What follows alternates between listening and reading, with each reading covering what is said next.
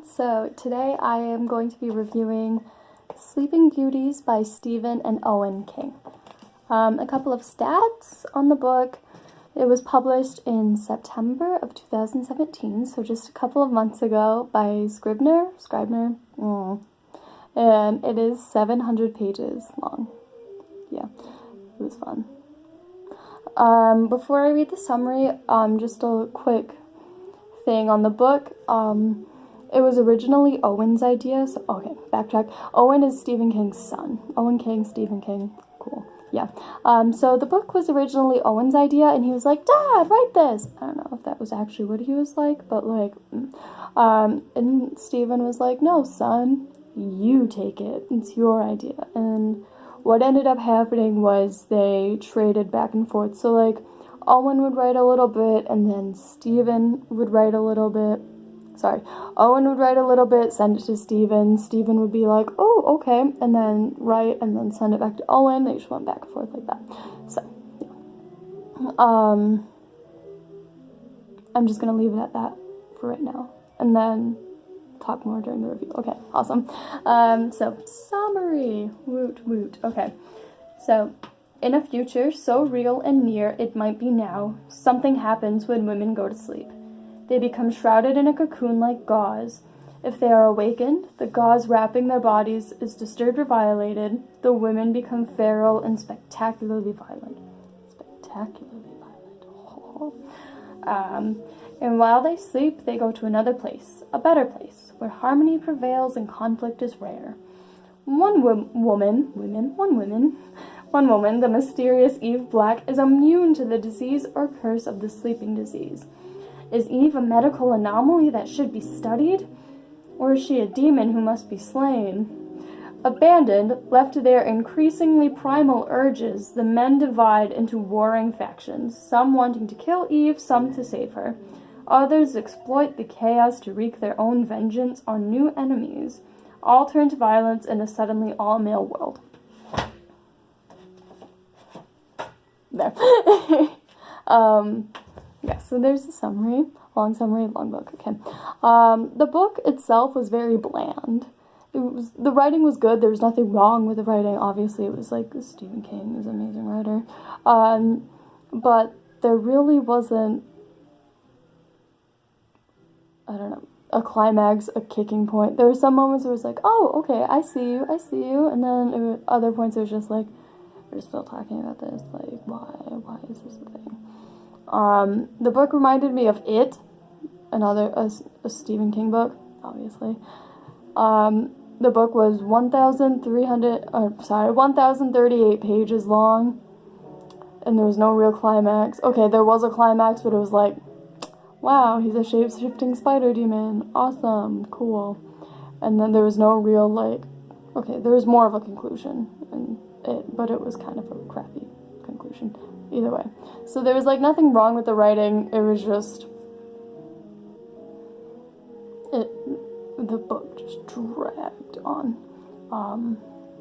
That being said, the book wasn't a great read, but it really made you think about what you would do if you were in the situation.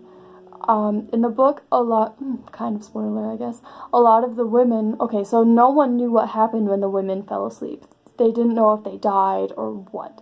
So a lot of the women ended up doing drugs to keep themselves awake, like, and myself, I don't know if I could be like, I don't want to sleep, I'm just going to do crack. Like, never would have thought of that. And for me, as like a double major and a student athlete, I'm just like, oh, lifetime of sleep? That sounds lovely. Yeah.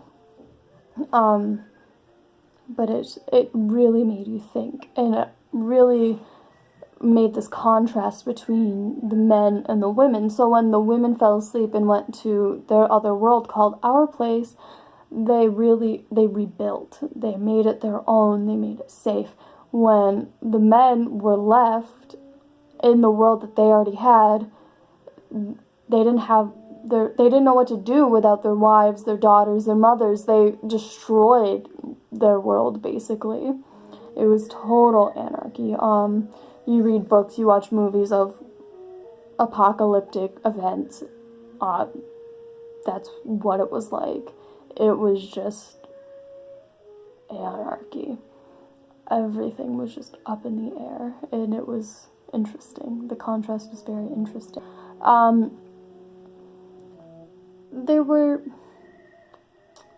The book was Owen's, in my opinion. My unprofessional, humble opinion. The book was more Owen than Stephen, but the parts that Stephen wrote really stuck out. He has a certain writing style, and it was really prominent when he was taking the point of view of an animal. The one that I think of the most is Gerald's Game, because that's the Stephen King book, other than this, that I've read the most recently. But he took the point of view of there was a dog in it. He took the point of view of the dog a lot, and he took the point of view of a fox in Sleeping Beauties, and it was like, oh, Stephen's writing now. Okay. Yeah. So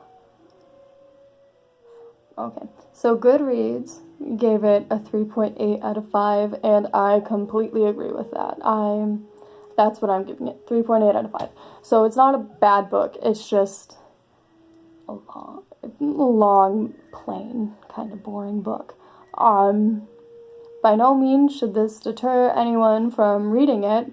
If you have enough time and emotional energy to invest yourself into this behemoth of a book, by all means go ahead. It's thought-provoking, it's by Stephen King, it's new. If they turn it into a TV show. Oh, the book was, I don't know if I mentioned this before, but the book may not have been a book. They thought about making it a screenplay, and they still didn't know when they published it. So, yeah, it also reads like a screenplay. There's a cast of characters in the beginning. Forgot to mention that, sorry, didn't write it down. Bad Maddie.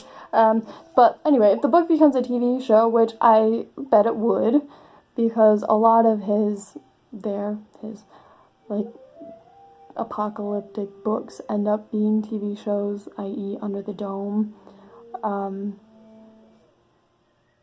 Excuse me. A lot of them become TV series, and yeah. But I would also wait for the paperback to come out. I did not. It's an expensive book. It was my birthday present to me.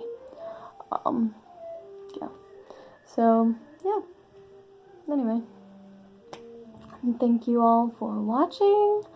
I hope you enjoy it, and I hope you have a great